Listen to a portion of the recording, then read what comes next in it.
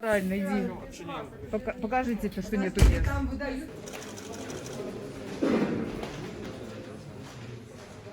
Я радий, що яна добре виглядає, яна усміхається і яна ў добрым стане. Для мяне гэта галоўнае зараз было. Першая эмоцыя гэта я зразумеў, што яна ў добрым стане фізічна і эмацыйна.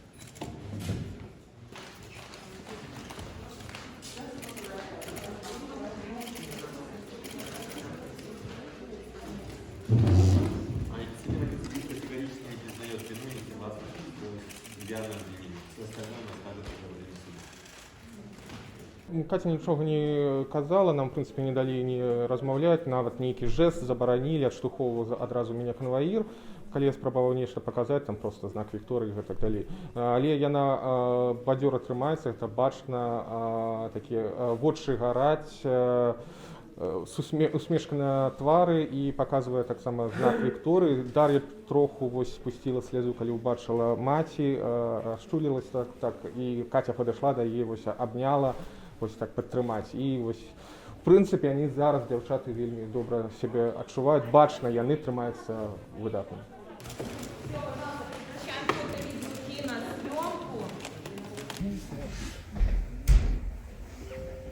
Подождите, скрутил. Это текушник? Нет, это наш. Нет, я же вот это текушник. Ну, за что?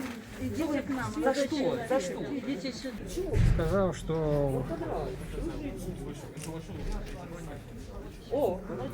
Ты повинен выйти из зала. после этого судья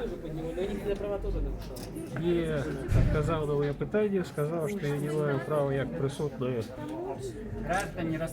в усне ходатайство об'являти, і сказав, що я удаляю мене із залу.